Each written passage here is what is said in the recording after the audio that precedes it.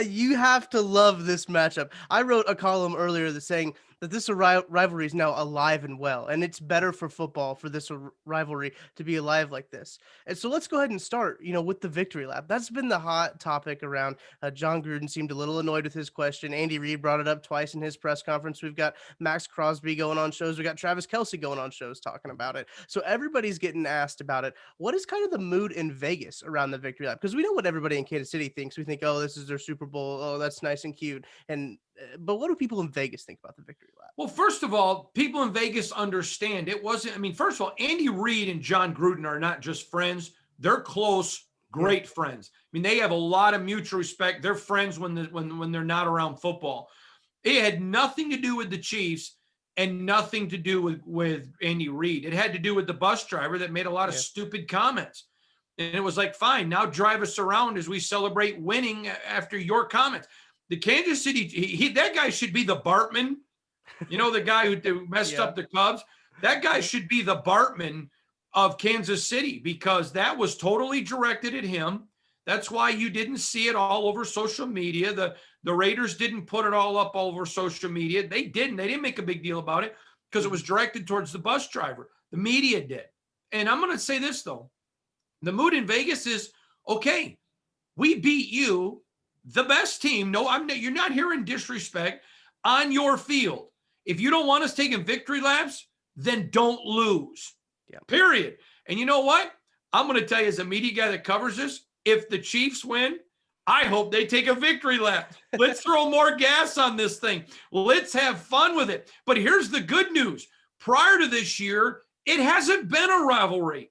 Mm-hmm. Let's be honest. I mean, Kansas City has owned the silver and black, but those days are over now. It's going to be a battle. It's going to be a war. And I'm going to tell you this much. I don't think Kansas City is going to be taking them for lightly this time. This is going to be epic. I think you're going to see a lot of good things happening on this field. And I don't care who's on COVID-19 and who's not on COVID-19. When the Chiefs and the Raiders get together, baby, you throw out the records because it's pure, unadulterated football bedlam. And you don't get to see this in the NFL that much. You see it a lot in college, but you don't see it in the NFL. This is what makes these kind of rivalries great. And how awesome is it for the AFC West? All of the eyes of the world are on the AFC West and on the Death Star. Could it happen anywhere better than Vegas, baby? The home of heavyweight championship bouts. It's going to be an amazing game. I can't wait for it. And you mentioned the COVID-19 list. I think the last time we had a podcast, we talked about how John Gruden was already a little perturbed with COVID-19 questions, how he seemed to be annoyed about people going on the list. I think Trent Brown was actually the guy who kept going on and off the list. But now you have almost the whole starting defense on the list, but they can, be eligible just the way that the whole COVID close contacts work. They can be eligible for the game on Sunday. How do you think that impacts the team, even though they could still be eligible on Sunday? Well, I can tell you this. The Raiders this entire season at one point were down their top 3 wide receivers, down 3 starting offensive linemen. They've had 5 right tackles played, and they're still 6-3.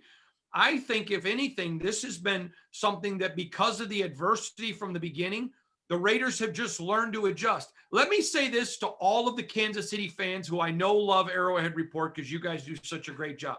Let me say this. And I want you to say the same thing. Okay? Yep. If the Raiders lose on Sunday night, COVID's not going to be an excuse. They lost to the Super Bowl champions. But I'm going to say this to all of you people wearing your gold and red and your beloved Kansas City Chiefs, and you got a lot to be proud of. I'm not minimizing you. Mm-hmm. But when you come into the Death Star and get punched in the face, and if the Raiders win, y'all need to just shut up and show some respect because I'm going to tell you, either way, this game isn't about COVID-19. This is about grown men getting paid a lot of money to go on that football field and do things to each other that if they did anywhere else than on a football field, they'd go to prison. This is why baseball may be America's pastime, but the National Football League is America's passion.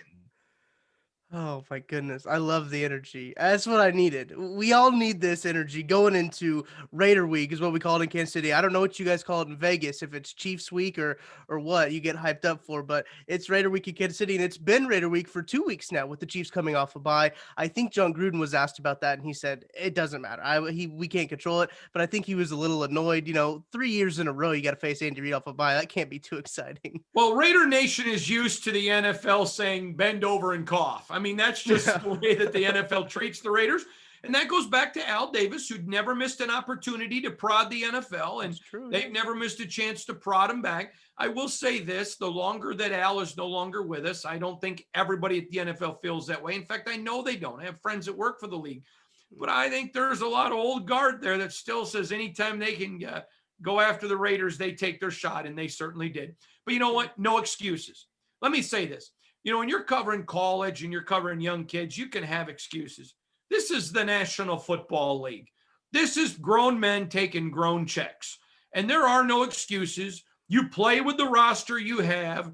Everybody has to deal with COVID. Everybody has to deal with injuries. Let's just kick it off and get it on.